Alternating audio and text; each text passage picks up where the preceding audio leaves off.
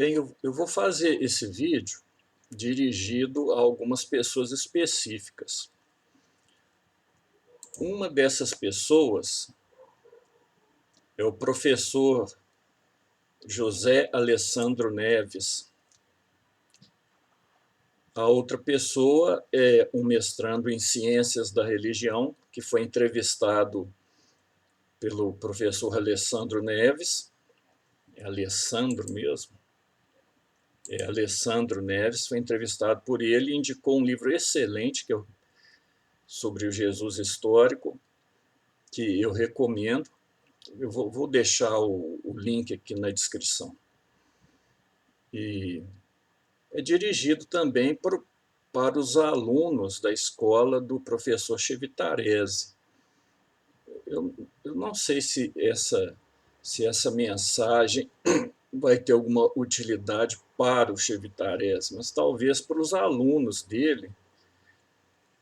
Bem, como ele é o professor, deve ter também alguma utilidade para ele. O professor Chivitarese está dando um curso sobre o Jesus histórico.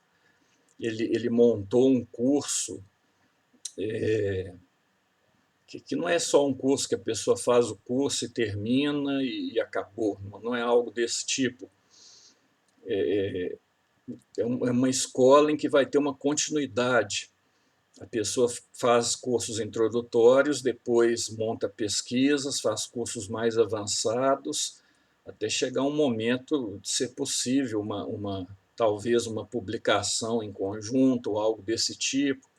Um grupo de pessoas, o objetivo dele é formar um novo grupo de pesquisadores desse assunto. Então, esse é o objetivo da escola dele. Vou deixar aqui também o link abaixo, onde ele explica o objetivo dessa escola. Como eu não conheço o curso dele, eu não posso indicar o curso, eu não conheço, então não tem jeito. Mas os vídeos que eu vi na internet e os 2 artigos que eu li do professor Chivitarese mostram que ele é uma pessoa estudiosa, estuda esse assunto há muito tempo, escreve sobre esse assunto, tem prestígio nessa área, está dentro da academia, fazendo pesquisa na área da história. Então, é uma pessoa qualificada. E os vídeos que eu assisti dele também mostram que é uma pessoa estudiosa e qualificada. E parece que é um bom professor, por testemunhos que eu já escutei. Esse curso específico parece que vai ser um curso muito bom e já deve ter uma certa quantidade de alunos. Bem, então é isso. É voltado para essas pessoas que estudam o Jesus histórico. Aqui no caso também, o professor Alessandro Neves já estuda há bastante tempo e parece que ele já está para lançar um livro, talvez esse ano ainda. Bem, tem que esperar o livro ser lançado para ler e comentar alguma coisa a respeito. Mas o que eu queria dizer é que eu não vejo ninguém comentando a possibilidade de surgir uma quarta escola, uma quarta busca do Jesus histórico. A primeira busca, como todo mundo sabe, quer dizer, quem estuda esse assunto, todo mundo que estuda esse assunto sabe que a primeira busca sobre o Jesus histórico é a questão, o paradigma racionalista, que começa no século XVIII, atravessa o século XIX, vai até o começo do século XX, e que é um total fiasco aquilo ali. Bem, tem algum valor, talvez o método utilizado ou algumas ideias soltas, mas aquilo ali foi um fiasco. Cada livro, o que aconteceu é que cada pessoa quis escrever uma história de Jesus, explicando a história como está na Bíblia, mas sem citar os milagres, dando explicações racionais para os milagres, para a ressurreição, ou seja, uma visão naturalista, racionalista, iluminista. É uma visão preconceituosa, uma visão já datada, ninguém mais pensa desse jeito. E o produto disso é uma série de livros, até interessantes, alguns são bons de ler, do Ernest Renan, por exemplo. É um livro gostoso de ler, outros muito chatos a leitura. Mas cada um expôs ali um Jesus que com certeza não existiu. São, são ficções baseadas, ficções preconceituosas, né, com preconceitos do racionalismo, e aí não tem nada a contribuir. Esse paradigma acabou. Depois veio o segundo paradigma, a segunda busca do Jesus histórico, que é o paradigma querigmático, que eles, de forma muito correta, eles viram esse paradigma racionalista foi um fiasco, foi um fracasso. Não tem como separar. O único Jesus que nós temos acesso já é o Jesus da fé, já é o Jesus testemunhado. Então, o que nós podemos fazer a respeito disso? Bem, e aí tem alguns pesquisadores importantes, talvez o mais importante é o Bultmann, e ele propõe uma leitura do texto fazendo uma desmitologização. Ele acredita que, sim, o pensamento antigo era um pensamento mítico, o pensamento atual é diferente, então nós vamos ver o que os cristãos têm a dizer a respeito de Jesus com aquele pensamento mítico, para poder aprender o que eles estão querendo dizer e tentar dizer usando uma visão atual, uma visão, na maioria das vezes, existencialista. Os autores dessa escola buscam fundamentar sua visão através da filosofia existencialista. Atualmente já tem alguns heideggerianos nesse campo, estudando Jesus a partir da filosofia do Heidegger, mas aí é mais recente. E, bem, isso também foi um fracasso. Foi um fracasso essa escola, foi um fracasso essa segunda busca, esse segundo paradigma, por um motivo muito simples. Jesus é judeu, e eles colocavam que o cristianismo tem uma particularidade que não pode ser reduzida ao judaísmo. Então, fizeram uma espécie de cristologia, ou melhor, uma espécie de pesquisa histórica muito limpinha, sem levar em conta os aspectos do judaísmo daquele período, sem levar em conta que Jesus era um judeu. Bem, por isso, além disso, tem outro detalhe: as pesquisas linguísticas atuais mostram que a linguagem ela não é apenas um veículo para apresentar fatos. Essa concepção de linguagem já está completamente desacreditada. E a linguagem, ela em si, ela quase que monta o fato, vamos dizer assim. Então, um trabalho de desmitologização de um texto é um trabalho furado. Fazer isso já é tirar aquilo que é característico daquele texto, já é alterar aquele texto, quebrar aquele texto, falsificar aquele texto. Então, não tem como fazer um trabalho de desmitologização. Isso aí é uma incompreensão de como funciona a linguagem humana, as pesquisas mais recentes, pelo menos. Então, as obras baseadas nessa segunda escola também, bem, tem a contribuir com algumas questões metodológicas, alguns insights, algumas pesquisas, mas já é ultrapassado. E aí vem a terceira busca do Jesus histórico. Aí sim perceberam esse detalhe quase insignificante de que Jesus era judeu. Jesus nasceu na Judéia, aliás, já nasceu na Galileia ou na Judéia, vivia dentro de uma cultura judaica, pensava como um judeu. E aí tem que compreender melhor esse período histórico para poder tentar compreender do que os evangelhos estão falando, quem que foi essa figura histórica. E aí nasce a terceira busca do Jesus histórico, o terceiro paradigma. O maior representante talvez seja o John Mayer.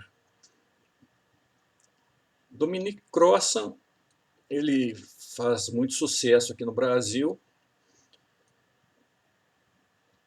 mas o John Mayer ele tem uma reputação bem maior, acho que em qualquer canto do mundo. E tem outros autores também dessa terceira escola. Essa terceira escola ainda está em atividade, mas aí, atualmente, já do século XXI para cá, mais ou menos de 2010 para cá, já começou a aparecer críticas a essa escola, e as críticas são muito fortes. Uma delas é o desconhecimento do que significa uma tradição oral, porque Jesus viveu numa sociedade de tradição oral, não de tradição escrita.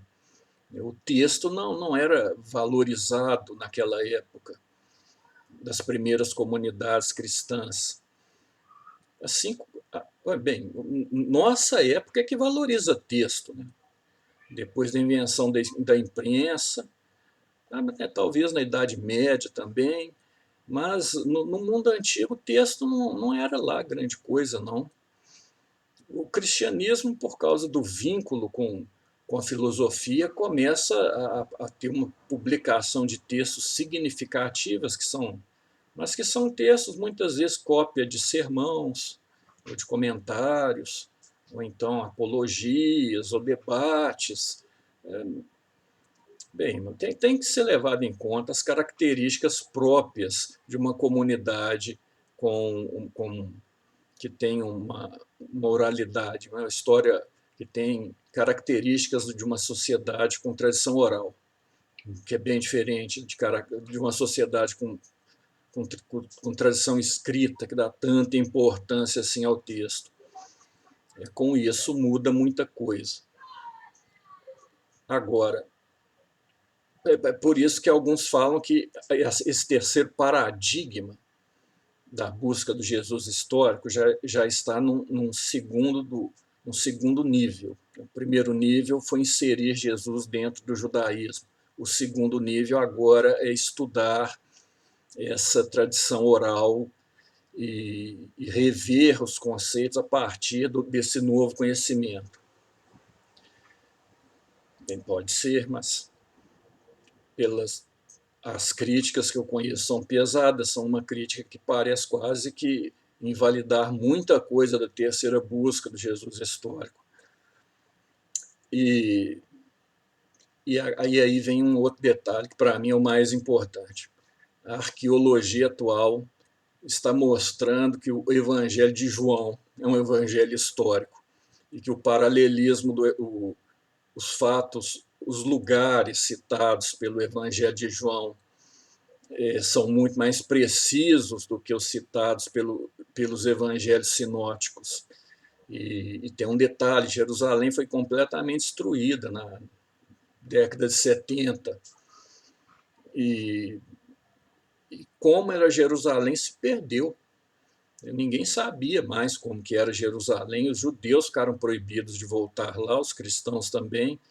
Depois que começaram a diferenciar judeu de cristão, deixaram os cristãos voltar até Jerusalém, mas na metade do século II, nem me lembro quando, e os judeus mais para frente ainda, mas a cidade já estava toda destruída e não tinha condição de saber exatamente como que era aquela cidade. E isso permaneceu até há pouco tempo. Tem alguns filmes um pouco mais antigos. Eu lembro um filme que conta a história de Simão, o Mago, que é um personagem que aparece no Novo Testamento. Quem faz o papel dele é o...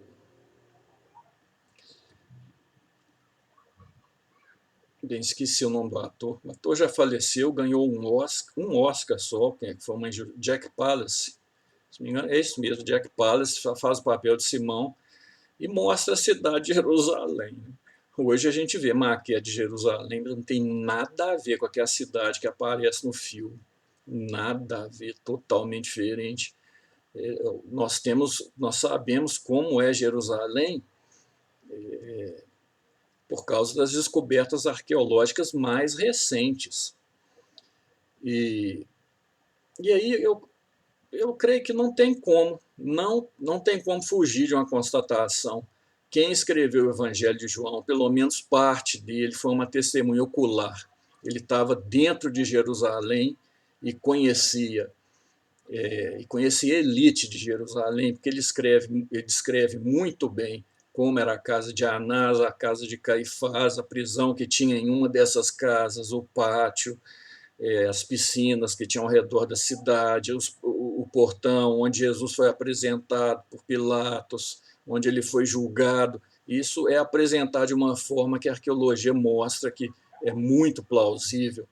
Então, e o Evangelho de João tem uma coerência, tem alguns pedaços que acrescem posterior, alguns versículos estão fora de ordem, mas nessa parte histórica, tirando os grandes discursos teológicos, como são chamados, tudo indica que é uma testemunha ocular mesmo, que estava vendo aquilo ali. Agora, se essa testemunha escreveu, se ditou para uma outra pessoa, se outra pessoa decorou o que ela falou para depois escrever, isso não vem ao caso. Mas a historicidade do Evangelho de João atualmente ele era um evangelho rejeitado, né? Geralmente o estudo ficava em cima dos três evangelhos sinópticos, Mateus, Marcos e Lucas. E, bem, João parece ser muito mais histórico que esses três evangelhos anteriores, pelo menos no que diz respeito a Jesus dentro da cidade de Jerusalém e ao redor da cidade de Jerusalém.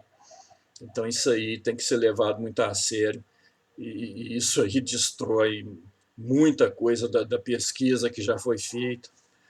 Além disso, há toda uma questão que estão percebendo que os chamados discursos teológicos de Jesus pertencem a uma tradição oral que eram hinos cantados por cristãos, provavelmente nos primórdios da igreja, ainda em Jerusalém. Talvez hinos feitos pelo próprio Jesus, o que não é de se surpreender nem um pouco, porque é uma característica desse tipo de sociedade. A pessoa que vai ensinar alguma coisa, ela descreve o ensinamento dela de uma forma a facilitar a memorização. E por isso tem uma característica que se parece mais com hinos, com poesias ou com salmos. E a partir desses discursos que são decorados, não é para ser escrito, é para ser decorado, a pessoa diz esse discurso, fala esse discurso e depois comenta esse discurso. Talvez muito do que está escrito ali tenha sido um discurso feito, construído pelo próprio Jesus, para ser decorado, para ser transmitido por tradição oral e comentado depois pelos próximos cristãos, pelos outros cristãos. Isso é plausível. E não é só plausível, não. As evidências são cada vez mais fortes a esse respeito. Mas eu não estou falando que isso já é uma coisa certa na academia, não é isso não. Tem opiniões divergentes, mas o Evangelho de João já está sendo reconsiderado e já está sendo muito estudado nesse ponto, né? Então aí surge uma questão, essa segunda fase do terceiro paradigma do Jesus histórico, de fato é uma segunda fase? Parece que não. Parece que ela já quebra bem, é de fato uma segunda fase do terceiro paradigma, parece que não. Ela já quebra esse terceiro paradigma de certa forma, nós já estamos entrando numa quarta etapa. E a proposta é essa: nós já estamos entrando numa quarta etapa, num quarto paradigma da busca do Jesus histórico. Esse quarto paradigma, ele leva em conta o que está escrito nas pesquisas da terceira escola, do terceiro paradigma, mas ele absorve as crenças que vêm através da compreensão do que é uma tradição oral e das suas características. Uma das características que são uma das mais interessantes é que o pregador ele cria quase que como uma poesia para ser decorada e transmitida, e depois ele comenta aquela poesia nas suas pregações, e não é só plausível, não, mas é quase provável que Jesus fez isso. E os evangelhos, essas tradições orais, todas essas comunidades de tradições orais, elas colocam o texto por escrito em período de aperto. Isso aconteceu, creio que em todas elas. Por exemplo, a Índia brahmanista, os Vedas, eu nem sei, ninguém nem sabe quando começou a confecção dos Vedas, mas eles foram colocados, com certeza, antes de 2000 a.C., né? Mas foram colocados por escrito no século VIII antes de Cristo. Por quê? Porque o budismo estava surgindo todo, não só o budismo, estava surgindo toda uma mentalidade que estava colocando em risco a existência dessa religião védica. Por isso foi colocado por escrito.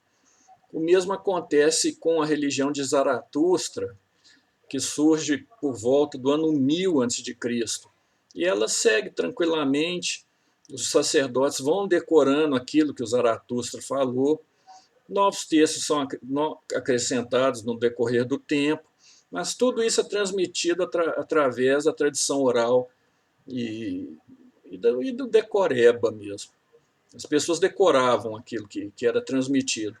Quando os muçulmanos invadiram a Pérsia nos século 8 ou 9, aí aquela comunidade começou a passar aperto, viu que tinha um problema sério, que ela podia deixar de existir, e foi aí que elas colocaram, que os masdeístas, ou os seguidores de Zaratustra, colocaram por escrito aquilo que até então estava sendo decorado por 1800 anos. No caso do cristianismo, não precisou de tanto tempo, porque o templo de Jerusalém foi destruído no ano 70, e depois teve uma perseguição aos cristãos. Então os cristãos não tinham muito o que fazer. Escreveram apologias para defender o cristianismo, que eram mandadas para o Senado, debatiam com judeus. No começo, o cristianismo foi perseguido pelos judeus, lá no comecinho apenas, e depois teve que prestar esclarecimentos a governantes romanos, e aquela tradição oral. Bem, aquilo ali já estava se perdendo. Foi provavelmente, quando começa a aparecer os evangelhos. Os evangelhos já não são tanto repetições daquilo que estava sendo transmitido oralmente, mas são comentários a essas repetições. Então, o evangelho existe uma certa oralidade que alguns autores colocam como fonte, que há um resgate dessa oralidade e uma tentativa de reconstituir quais fontes seriam essas, mas é insuficiente. É insuficiente.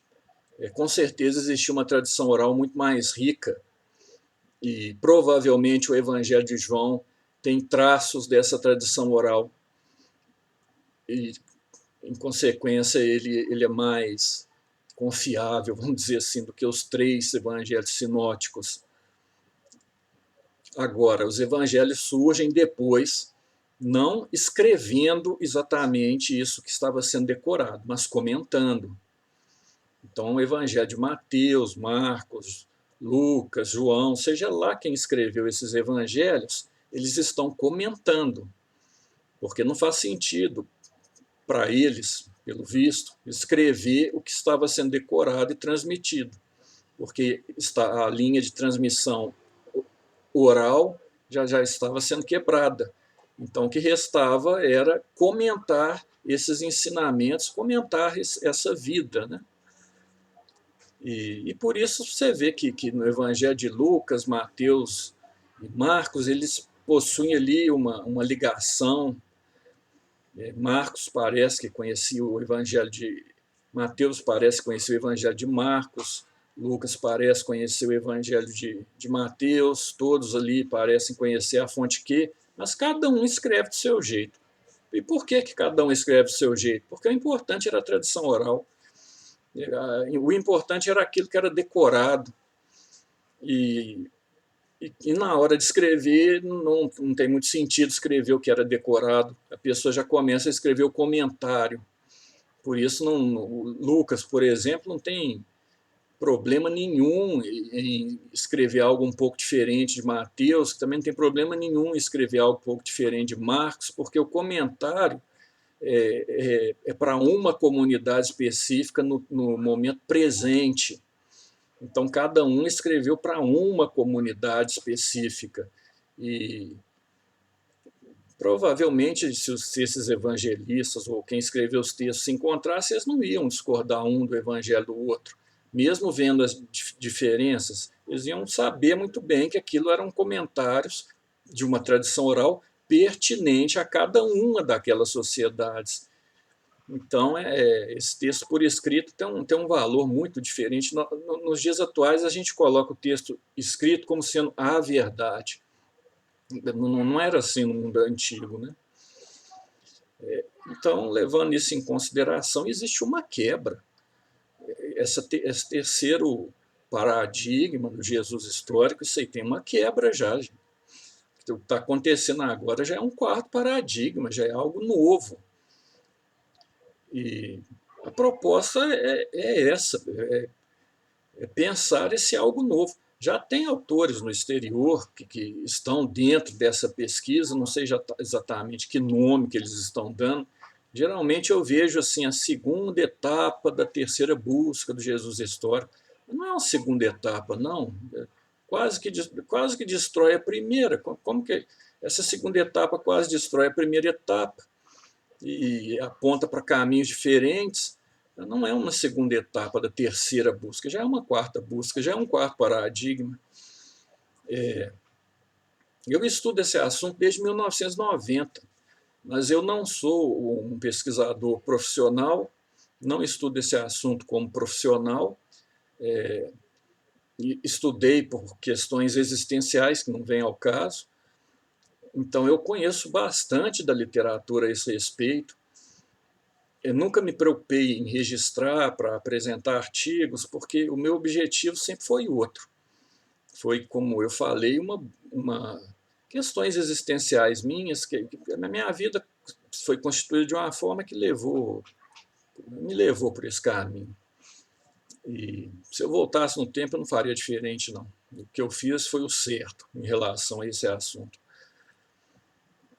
Eu só estou falando isso para ninguém desprezar o que eu estou dizendo. Alguém pode pensar, esse menino aí começou a ler o negócio há 10, 15 anos, está dando palpite errado. Não, gente, comecei a ler em 1990, fiz curso, fui em palestra, fui em conferência, estudei com gente séria dessa área. Eu só não quis me tornar um pesquisador profissional. Não me arrependo, e se eu voltasse no tempo, também não viraria um pesquisador profissional dessa área, porque não é minha vocação. Eu estou falando isso só para a pessoa respeitar um pouco o que eu estou dizendo, né, para saber que eu não estou fazendo um chute. Então, eu fico imaginando, tem muito brasileiro interessado nesse assunto. Tem alunos da escola do Chevitarese, que parece que vai para frente, espero que dê tudo certo. Tem esse sujeito, Rafael, que está fazendo um mestrado em Ciências da Religião, não sei em qual universidade. Tem o professor Alessandro Neves, né, falar em tradição oral, que precisa de uma memória muito boa, a minha memória está péssima. O professor Alessandro Neves também está fazendo uma pesquisa. Então, eu estou me dirigindo a eles no seguinte: vamos entrar de cara nessa pesquisa nova, nós não vamos ficar repetindo aqui o que está sendo dito no exterior, não vão esperar assim, pessoas do exterior dizer, gente, agora temos uma quarta fase. Já tem pessoas caminhando para isso, né? Que eu conheço. Já discuti isso com um pesquisador italiano, mas eu não sei se alguém já anunciou essa quarta fase. Eu anunciei. Né? Não sei se outra pessoa anunciou, mas com certeza, mas isso é uma questão de tempo. Então, me dirigindo a essas pessoas para falar isso. Vão entrar por esse caminho, vão fazer uma coisa nova, não vão ficar esperando alguém do exterior dar falar assim, aí brasileiros, agora vocês podem falar de quarta fase, por enquanto não. Antes não podia não, agora vocês podem falar, você tem o aval dos europeus, você tem o aval dos americanos, não precisa disso não. A gente pode já, aqui no Brasil, já entrar direto nessa quarta fase, já estudando essa tradição oral e buscando. Bem, a bibliografia em português é difícil de encontrar, mas atualmente quem faz pesquisa tem que saber inglês, né? Isso aí é o beabá da pesquisa atual, pelo menos o inglês. Então, pela internet é fácil fazer um levantamento bibliográfico e buscar material pela internet. Atualmente é fácil buscar artigos, comprar livros importados. Então, vamos pegar esse material e, e, e vão iniciar algo novo.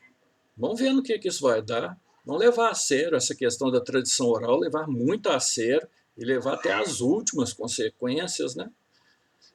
Não precisa ser exagerado também, até as últimas consequências, até as penúltimas consequências, e pegar também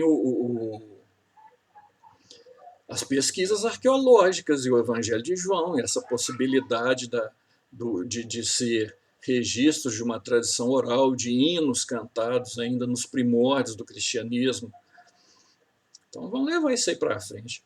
Agora, quando eu falo vão levar isso aí para frente, eu estou dizendo o seguinte, que vocês levem isso aí para frente, porque eu não estou em condições, eu não tenho saúde atualmente para investir nessa área. Eu estou com um problema de fadiga crônica muito sério, então eu não tenho condições nenhuma, pelo menos por enquanto, não sei. Bem, pelo que eu sei, o que eu tenho não tem cura. Então eu durmo exausto, acordo cansado. E o pouco que eu leio me deixa exausto. Então, assim, eu não consigo levar isso adiante, não. Não consigo levar isso adiante. Então, isso é uma proposta. Então, os alunos do Chevitarese, esse sujeito que está fazendo mestrado, que indicou o livro, um livro excelente do Armand Puig, Jesus, uma biografia, um livro muito interessante. Pode estar todo errado, mas é um livro muito interessante, muito bem sustentado, as hipóteses.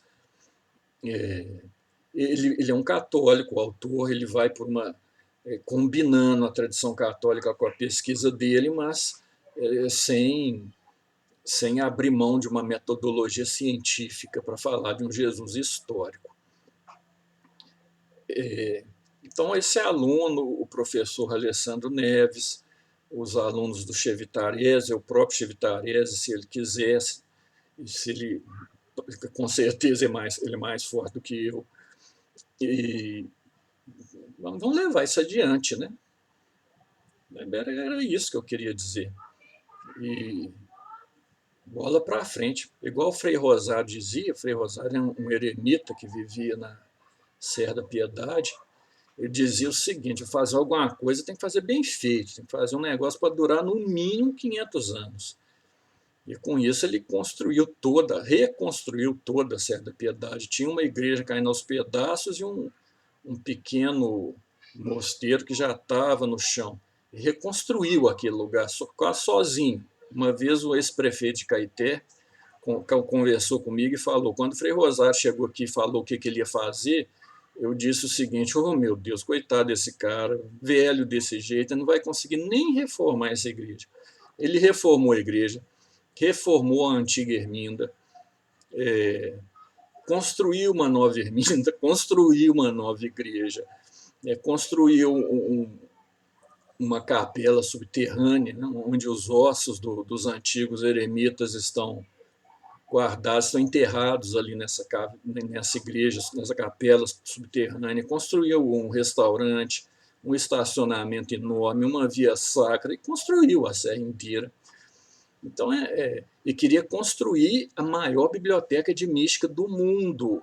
Ele já tinha 3.000 livros escritos nos originais, né?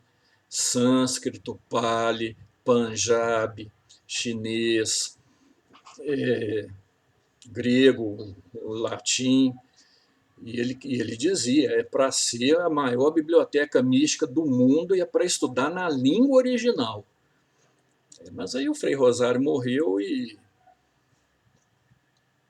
bem, os bispos do Brasil fizeram o favor de cagar em cima desse projeto. Nem sei o que eles fizeram com aqueles livros.